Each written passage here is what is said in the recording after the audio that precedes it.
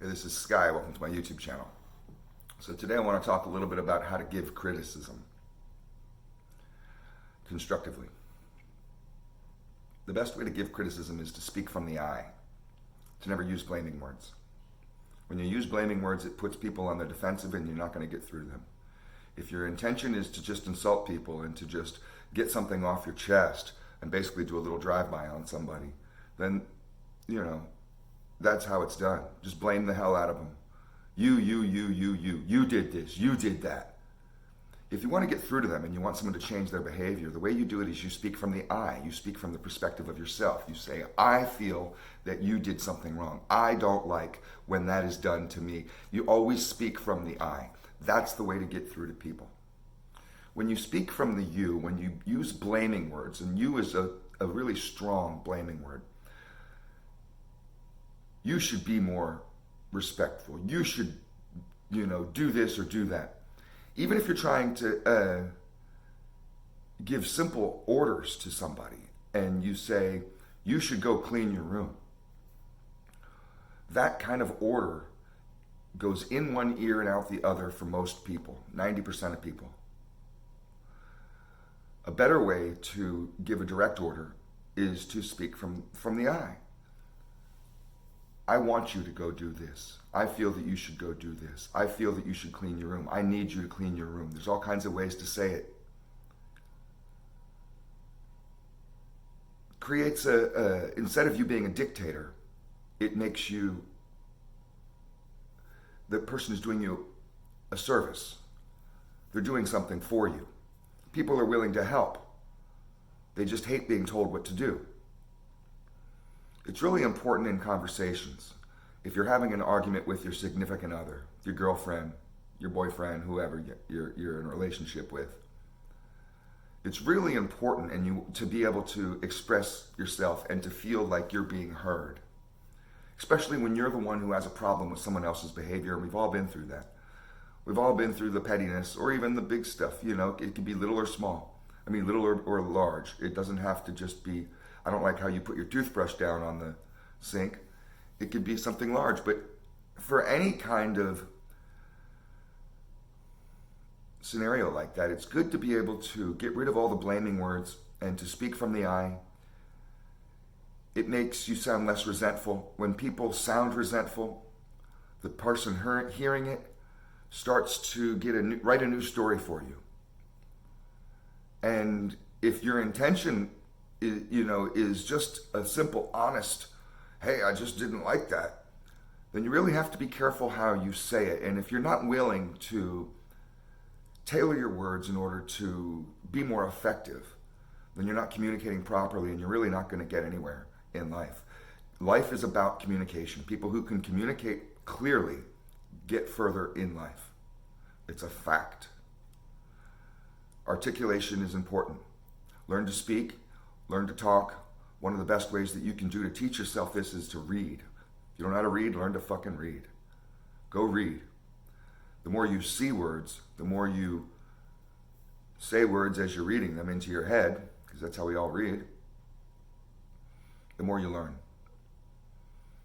But it's really important, however you go about it, however you learn to be articulate and to be able to express yourself, to always speak from a position of what it is that you need and that you desire or you want, rather than what kind of behavior you're trying to correct.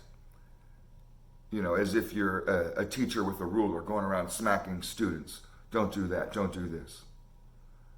That'll never ever work for you. The key to successful communication in relationships is being able to get rid of the blaming and to speak from your needs. Everybody has boundaries. Everybody has a sense of, okay, I have my space. Some people's space is larger, some people's space is smaller, but everybody has their space. Everybody has their things, whatever those things may be. It could be your clothes, it could be paperwork, it could be some stuff that are mementos, but you have your stuff, whatever that means to you. It could be furniture, it could be, a garage full of motorcycles, whatever it is to you, you have your stuff. And if you want to be able to, in a relationship particularly, especially when we live with people and we're close to people on a daily basis, you can get lost in that, and you can feel like that you don't have anything anymore, and people go through a constant struggle, a tug of war, back and forth, of control, of defining their boundaries. This is me, I'm different than you. That's normal. But the way to make it so it doesn't feel like a constant argument, a constant hassle, is to always make sure that you're expressing yourself and what you need and what you want, and to define your boundaries from a position of I and not from a position of you. When I go into a scenario and I say, I like to keep my side of the room clean, I know that you're a total slob, but can we have some order? That's one way. If you go in and say, you're a slob, you always have your shit around, that's a way to start a fight. That's blaming. We all have made this mistake. We've all gone over that speed bump way too fast. Some of you may know this already, and some of you have no clue. I knew when I first realized this, and I was first told this, that I should be more respectful to the people that I'm talking to, that I love, and be able to speak from a position of I and not a blaming position, always firing off shots. I didn't even realize it. I just thought I was expressing my needs. This is what you do, and you do that, right? You're saying you don't do that, you do that. Stop doing that. All that does is start a fight. So today is just a short video. It's just a reminder. Get rid of the blaming words from your vocabulary. Communication is the key when it comes to any relationship.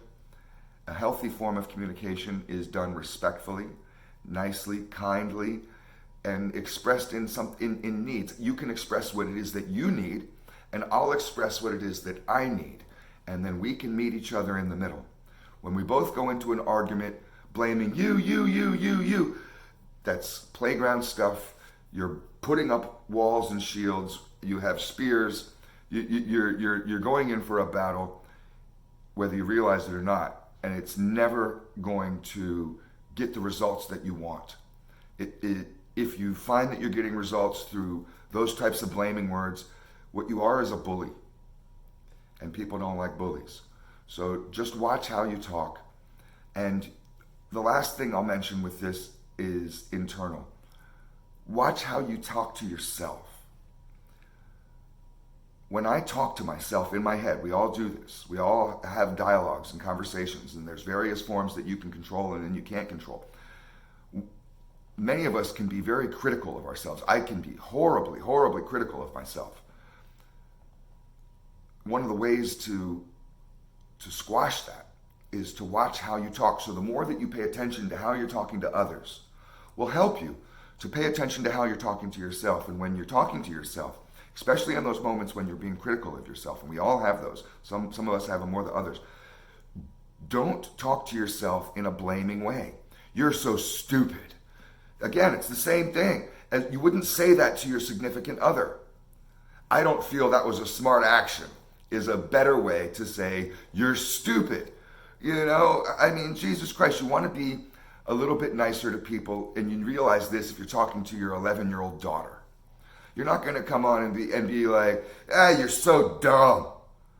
You're not going to say that to a 9-year-old girl, to your kid.